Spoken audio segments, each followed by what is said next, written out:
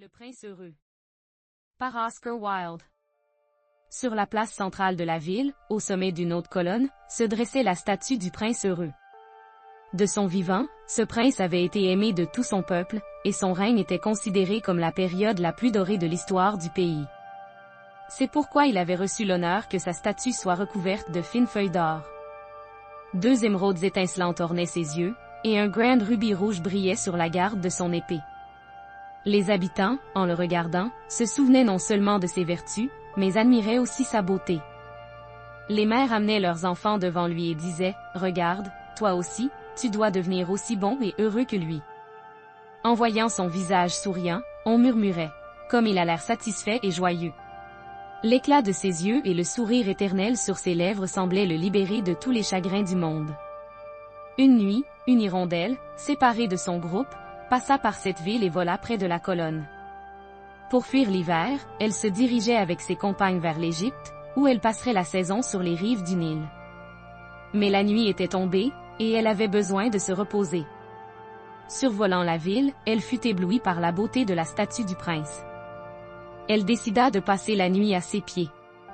L'air y était frais, la vue sur la ville splendide, et il y avait un peu d'abri contre le froid.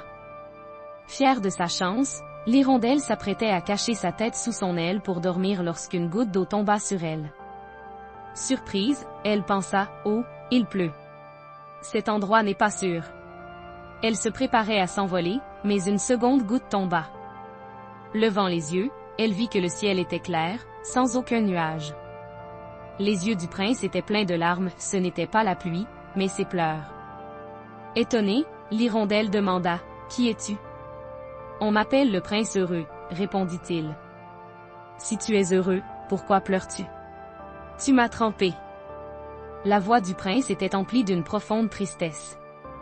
Lorsque j'étais vivant, j'habitais un palais magnifique où la peine n'avait pas le droit d'entrer. Je me promenais dans des jardins de fleurs, je dansais à la lumière de lanternes multicolores, et tout le monde me disait heureux. Mais maintenant, du haut de cette colonne, je peux voir chaque rue et chaque maison de ma ville. Je vois combien mes sujets souffrent dans la pauvreté et la misère. Mon cœur, bien qu'il soit maintenant de plomb, est encore aussi tendre qu'autrefois. Et tout ce que je peux faire, c'est pleurer. Le prince montra une rue du doigt. Dans une maison à la fenêtre brisée se trouve une femme. Son visage est pâle de fatigue, ses doigts sont percés d'aiguilles. Elle brode des étoiles sur une robe de brocart que portera demain la suivante de la reine au bal royal. Mais dans un coin de la pièce, son enfant est allongé, brûlant de fièvre, demandant un jus d'orange. Elle n'a pas d'argent pour acheter du remède. Hirondelle, pourrais-tu lui porter le rubis de mon épée? Mes pieds sont scellés dans la pierre, je ne peux pas bouger. L'hirondelle répondit, mais je dois aller en Égypte. Mes compagnes m'attendent au bord du Nil, avec son sable chaud et l'ombre des palmiers. Le prince dit doucement, chère hirondelle, ce n'est que pour une nuit. Ton cœur ne se serre-t-il pas pour cet enfant? Touchée, l'hirondelle dit, très bien, juste pour une nuit. Elle arracha le rubis avec son bec et s'envola vers la ville. Elle passa au-dessus du palais, où un bal battait son plein. Une belle jeune fille disait à son cavalier, j'ai commandé une robe de brocart pour demain, mais ses couturières sont si lentes. L'hirondelle détourna la tête et arriva à la pauvre maison, où la femme dormait et l'enfant haletait. Elle déposa le rubis près du panier à couture et éventa doucement l'enfant avec ses ailes. Celui-ci murmura « Oh, quelle brise fraîche !»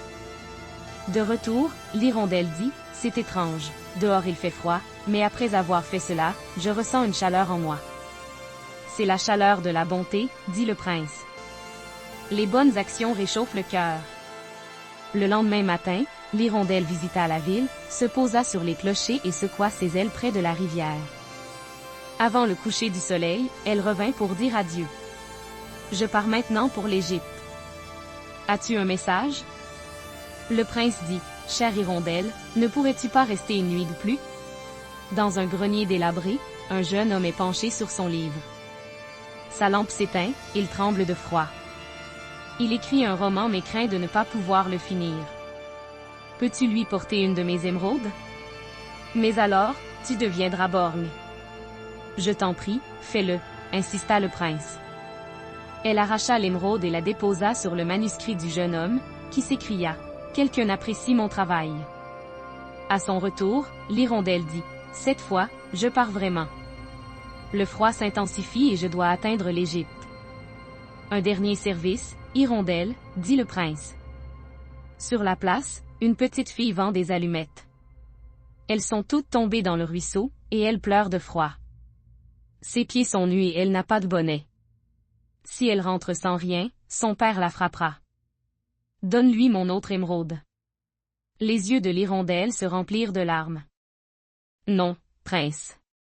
Tu seras complètement aveugle. C'est mon dernier souhait, dit-il. En pleurant, elle arracha la seconde émeraude et la déposa dans la main de la fillette, qui sourit et s'enfuit joyeusement. Quand elle revint, le prince était aveugle. Le cœur serré, elle dit, « Prince, tu es seul maintenant. Je ne te quitterai pas. Je resterai avec toi quoi qu'il arrive. » Non, hirondelle. Tu dois aller en Égypte. Ce froid n'est pas pour toi. Je resterai, insista-t-elle, et s'endormit à ses pieds. Le froid devint plus intense, et les canalisations gelèrent. Chaque jour, l'hirondelle parcourait la ville et racontait au prince la misère qu'elle voyait. Il lui dit, « Ôte les feuilles d'or de mon corps et distribue-les aux pauvres. » Elle obéit, et la statue devint terne, sans rubis, sans émeraude, sans éclat. L'hirondelle s'affaiblissait. Un jour, elle se posa sur l'épaule du prince et dit, « Adieu, mon cher prince. Je pars pour la vallée de la mort. » Non, va en Égypte. La mort apporte la paix, murmura-t-elle, et tomba morte à ses pieds. Les habitants virent que la statue n'était plus belle et décidèrent de la démolir et de la fondre. Mais le cœur de plomb ne se dissout pas. Jetez-le sur le tas d'ordures, dit le maire. Là, il reposa à côté du petit corps de l'hirondelle.